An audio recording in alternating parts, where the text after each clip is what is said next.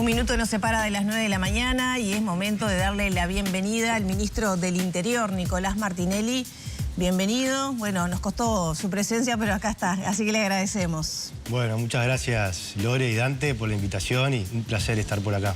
Bueno, ¿cómo llega a este cierre de gestión? Primero que nada, ya se ha podido reunir con el ministro designado, Carlos Negro. Todavía no ha tenido ese encuentro bilateral, fue telefónico. ¿Cómo viene siendo? A ver, a Carlos Negro lo conozco desde hace bastante tiempo porque obviamente él como fiscal de homicidios tenía una relación bastante estrecha con la policía, con nosotros además. Incluso a raíz de una reformulación que hicimos del Ministerio del Departamento de Homicidios, eso generó un vínculo mucho más cercano y mucho más importante, que ha redundado incluso en un mejor nivel de esclarecimiento de los homicidios y por lo tanto la relación con él no arranca ahora, la relación siempre ha sido muy buena. Lo invité a dos eventos que tuvimos, la presentación del libro blanco, que se hizo presente él con el resto del futuro gabinete, y lo invité también al Día de la Policía, donde también estuvo presente él y el resto del gabinete. Por ahora, lo que se nos ha pedido fue desde Presidencia de la República, que son los que están llevando la transición, secretario y prosecretario, con secretario y prosecretario designado, una serie de documentos de cada una de las unidades ejecutoras que compone el Ministerio del Interior. Eso fue entregado en su momento, en tiempo y forma. Y después, en cuanto a lo que tú mencionás, de reuniones bilaterales, todavía no hemos tenido. En una de estas oportunidades que yo te mencionaba, le dije a Carlos que cuando él estuviera o sintiera que fuera el momento, me va a llamar o me va a escribir y ahí coordinaremos estas primeras reuniones bilaterales. Ministro, le hago dos en una porque de alguna manera tienen que ver. ¿Qué expectativa tiene usted en lo personal de la seguridad del gobierno que viene? ¿Y qué expectativa tiene la policía? ¿Qué le han dicho los funcionarios policiales, las jerarquías policiales sobre la expectativa de seguridad del próximo gobierno? Bueno, a ver, es súper interesante la pregunta. Yo creo que hay que dar un margen de crédito, ¿no? Obviamente, es una gestión nueva que va a arrancar. Hay que ver cómo se paran en la cancha. Todavía no sabemos, más allá de quiénes van a ser los tres integrantes del gabinete, no sabemos quiénes va a ser el director nacional de la policía, quiénes lo van a secundar, quiénes van a ser los directores departamentales, incluso de varias de las unidades ejecutoras que son importantes dentro del ministerio. Y en función de eso sí uno va a poder emitir una primera consideración. Pero yo creo que hay que darle una carta de crédito. Si me preguntás, yo no veo que haya grandes cambios, sobre todo lo que tiene que ver con la estrategia que venimos llevando adelante nosotros. ¿Ah, no? Una estrategia de enfoque dual que está basada en un pilar basado en la represión y en otro pilar de trabajo en las causas. Creo que los dos principales candidatos a la presidencia manejaron en varias oportunidades este enfoque dual de trabajo en represión y en causas.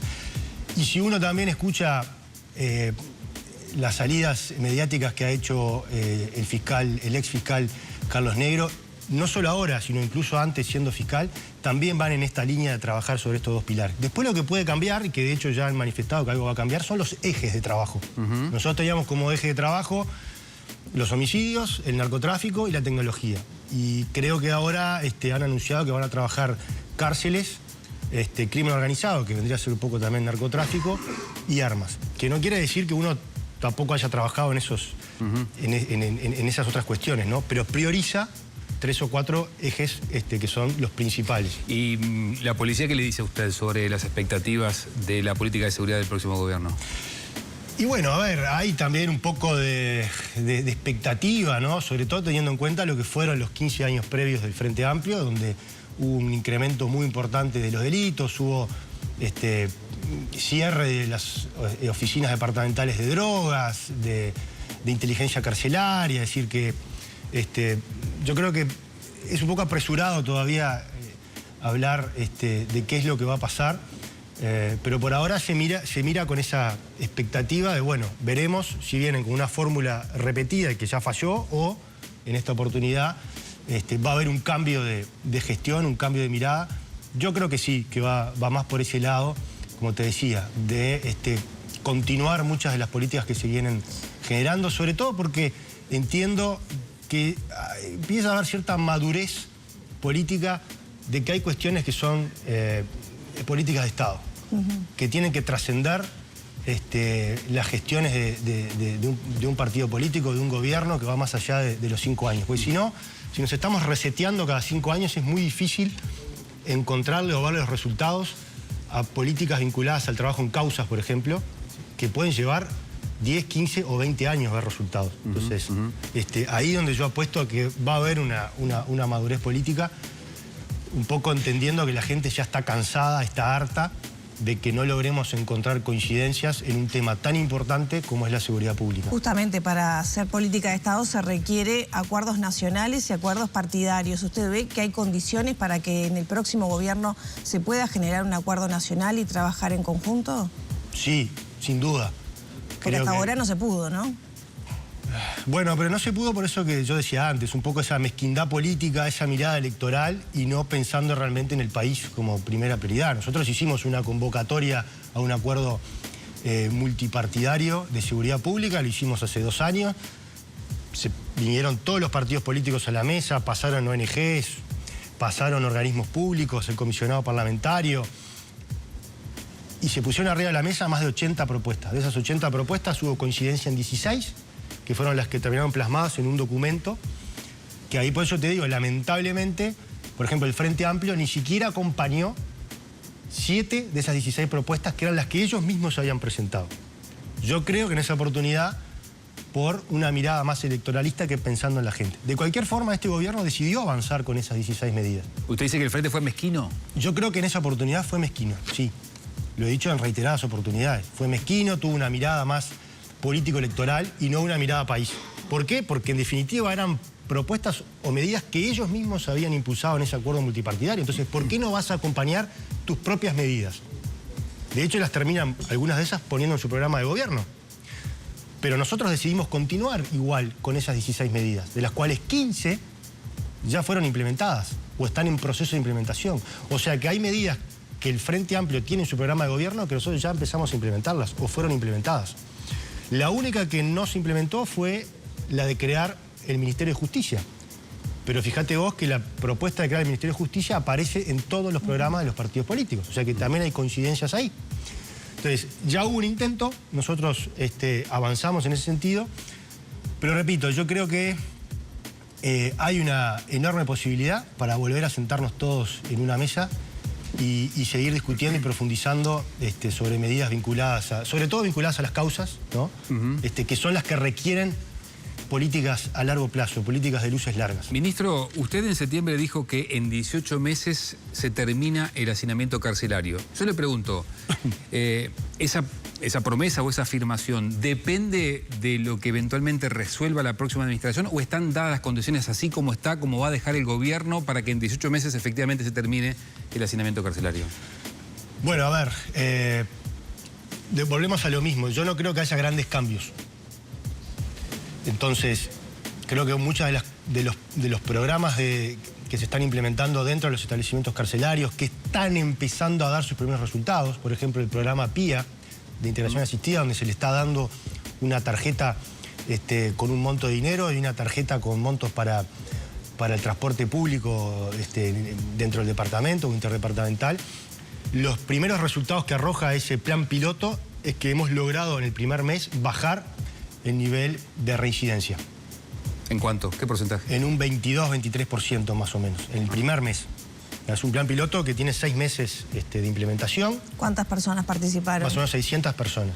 Es muy poquito, pero es un piloto. Entonces, cuando los pilotos funcionan, como en este caso que vos ves que tienen resultados auspiciosos, vos lo que tenés que hacer es ir al Parlamento del año que viene, a la ley de presupuesto y decirles, bueno, esta política funciona, además esta medida está trabajando la Universidad de Montevideo, hay técnicos detrás, quiero más plata. En lugar de llegar a 600, le quiero llegar a 6.000. Yo creo que si logramos continuar con este tipo de planes piloto, sin perjuicio de otras ideas innovadoras que pueda traer o no el gobierno que va a entrar, todo seguiría de la misma forma para que una vez que se termine la construcción de estas nuevas cárceles, que también son cárceles novedosas, por básicamente 2 motivos, porque tienen un 70% más de espacios sociolaborales, socioeducativos, de chacra, de esparcimientos, deportivos. ¿Y por qué no pueden hacer cortes carcelarios además? Y además porque están hechas con sistemas de que no hay hierro ya adentro. Entonces, por más que le hagan un piquete a la pared, que es muy difícil que lo puedan hacer por el tipo de material y de construcción, no van a poder obtener cortes carcelarios y eso también va a disminuir la violencia dentro del propio sistema. Terminada la construcción de estas unidades de rehabilitación, ahí pasaríamos a tener un superávit de plazas disponibles. Por eso es que yo hablaba de que se terminaba el hacinamiento, que es como un primer paso muy importante para después ponerse a trabajar con todo el músculo social, llámese MIDES, llámese INEFOP, llámese UDELAR, llámese UTU. En la reinserción. Realmente en la reinserción. Pero Martinelli, ¿para cuándo está prevista esa construcción? Había cuenta que ya está en proceso la de mujeres, en Punta de Rieles. Las 3 cárceles de Libertad están en proceso de construcción. ¿Cuándo terminarían de construirse? Las de Libertad terminarían de construirse entre el primer trimestre del 2026 y el segundo semestre. Como son 3 cárceles distintas, es posible que quizás se pueda inaugurar una, hay que ver, pero quizás se pueda inaugurar alguna a fines del 2025 o principios del 2026. La de mujeres yo creo que va a estar pronta en algún momento del segundo semestre del 2026. Pero además la cárcel de mujeres, que se va a mudar, porque hoy está en un lugar que era antiguamente un hospital psiquiátrico, o sea que no tiene las condiciones para ser una cárcel, ese espacio va a quedar libre. Y ahí vos también podés, desde el día 1 que asuma este nuevo gobierno, poder generar ahí un espacio de rehabilitación para personas adictivas o adictas, que es muy importante también. Por todo aquello, en lugar de congestionar las cárceles, podés mandar, obviamente mejorando la infraestructura que hay hoy en ese lugar, podés empezar a mandar personas con adicciones a ese lugar, con un fuerte tratamiento, trabajando con ACE, con el Instituto de Rehabilitación y con otras instituciones, con sociólogos, con asistentes sociales, con psicólogos, para evitar que esa gente vaya a ocupar plazas a la cárcel y tener más posibilidades de rehabilitarlos. A propósito de cárceles, y esta es absolutamente entre paréntesis, ministro, y es muy coyuntural, capaz que lo apuro con esto, pero seguramente hoy usted se despertó con la información de que prendieron fuego la celda de máxima seguridad de Martín Mutio, que está condenado por un cargamento de droga importante. ¿Qué información primaria le ha llegado a usted? Sí, él no está en establecimiento de máxima seguridad. Está en penal, ¿no? Penal de libertad. Está en libertad. Él ya había tenido que ser trasladado a otra celda porque había vandalizado su celda. Y bueno, en el día de ayer... ¿Él la había vandalizado? Él había vandalizado su propia celda y en el día de ayer, como tú mencionás, hubo un intento de incendiar su celda. Él no se encontraba ahí. Es muy primario todavía. Yo tengo la sospecha de que en realidad fue algo medio armado, buscando también que lo vuelvan a cambiar de celda. Él está un poco en esa, junto con sus abogados, presentando recursos de habeas corpus, y tratando de que lo manden a otro lugar o a una chacra para que tenga un poco más de libertad, obviamente eso. ¿Y la decisión cuál es? ¿Mantenerlo en el penal? Por supuesto. Bueno, en el penal o en otro establecimiento, pero con altas medidas de seguridad. Él no puede ir a una chacra. Bien. Hablando de narcotráfico, su gestión termina con qué valoración a propósito de la posible intervención de bandas internacionales en Uruguay, como Comando Capital, por ejemplo. Sí, yo lo he dicho en varias oportunidades. A ver, hay varias organizaciones que operan en el continente. Tú mencionabas primero Comando Capital, está Comando Vermelo, también en Brasil. Está el Tren de Aragua, que yo lo he mencionado en varias oportunidades en los congresos que hemos tenido con los colegas a nivel latinoamericano. En Uruguay, por suerte, no han permeado todavía esas bandas de crimen organizado que tienen un alto poderío. En algún caso, nosotros tenemos en algunos institutos de rehabilitación de nuestro país algunas personas que tienen contacto con esos grupos, con algunos de esos grupos, pero que no operan bajo las órdenes de esos grupos. Son como, en términos, como se usaba en términos del terrorismo, son como células independientes. O sea, actúan acá por su cuenta, saben a robar por su cuenta, saben a delinquir por su cuenta, pero no por orden de la estructura de crimen organizado, llámese Primer Comando Capital u otro. Ahora, lo importante de todo esto, lo que yo siempre he dicho, es tratar de blindar nuestras fronteras. Ahí tenemos que trabajar mucho en tecnología, en la incorporación de tecnología, tenemos que trabajar mucho con el Ministerio de Defensa, que además tiene la jurisdicción de cuidar la frontera en los primeros 20 kilómetros. Tenemos que trabajar mucho en nuestras rutas, en controles en rutas, en apostar más destacamentos, unidades de la policía, como lo hemos hecho. Llevamos más de 180 comisarías, subcomisarías y destacamentos apostados, sobre todo en el interior del país, buscando blindar precisamente nuestras rutas nacionales y rutas departamentales. Pero también tenemos que hacer un trabajo a nivel de Latinoamérica, porque en la medida que los países vecinos o los demás al norte, que son los que tienen más dificultades, logren blindar sus fronteras, es muy difícil que todos esos grupos organizados bajen hacia el sur del continente. Por eso si eso sucediera, se evitaría la violencia en algunos barrios, por ejemplo, de Montevideo, la zona periférica, donde, bueno, los enfrentamientos armados, balaceras que sean de noche, están vinculadas al narcomenudeo, pero la droga viene de algún lado, ¿no? Sí, están vinculados al, como tú decías, al narcomenudeo o el microtráfico, como le llamamos nosotros. Yo a esas bandas les llamo grupos desorganizados o crimen desorganizado. No dependen de una... El crimen organizado lo que le interesa es pasar lo más desapercibido posible. Cuanto más ruido, más foco tenés de la prensa, más foco tenés de la policía y es malo para el negocio de ellos.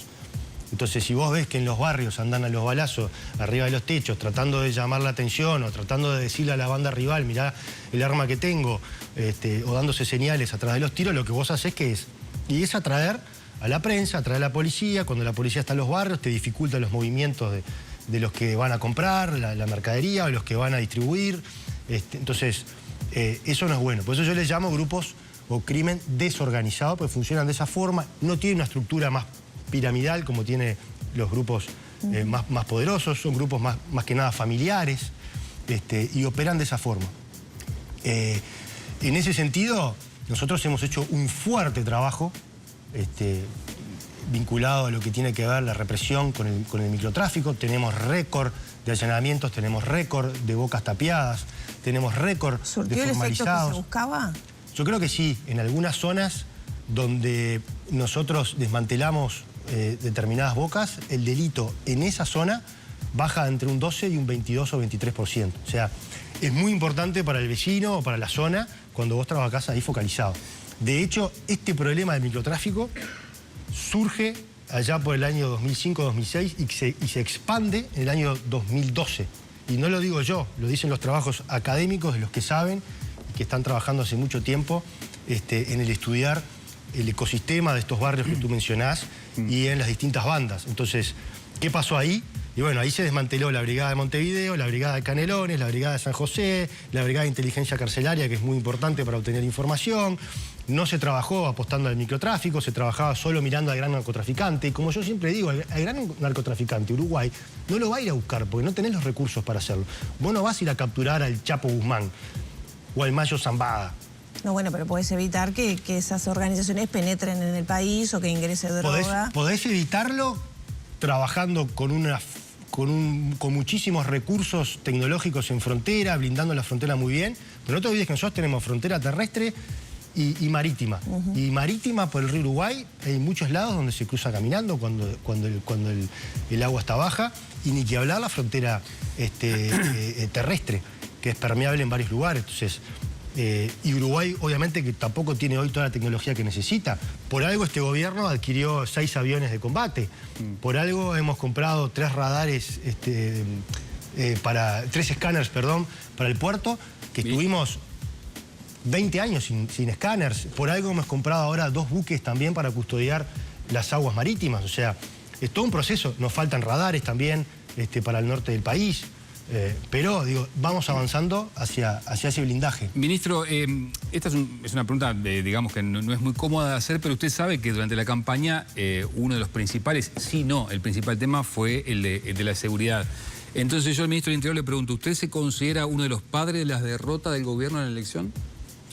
Para nada. Decir que la seguridad pública es el elemento de la derrota es un error. Yo creo que tanto las derrotas como las victorias son multicausales. Sí, te voy a decir que me parece muy pronto para hacer un análisis de por qué perdimos la elección. Creo que hay que dejar pasar agua bajo el puente y que después, además, ese análisis tiene que venir de la mano de profesionales. Acá me parece a mí que hay que hacer un trabajo donde tienen que participar o vamos a tener que contratar sociólogos, politólogos, antropólogos y estudiar el por qué un gobierno que tenía todos sus índices y sus indicadores positivos, termina perdiendo. Por eso digo que es multicausal y que el análisis me parece que más que de los actores políticos tiene que venir de la mano de la academia o de los técnicos que realmente estudien determinadas situaciones para ver qué es lo que pasó ahí, para mejorar, para corregir y para dentro de 4 años, cuando se inicie la nueva campaña, estar preparados. ¿Tiene aproximadamente la cifra de cómo va a cerrar el año en materia de delitos? Bueno, no tengo la cifra todavía, eso la vamos a tener cerca del 15 de enero, más o menos por ahí, donde vamos a hacer la habitual conferencia de prensa.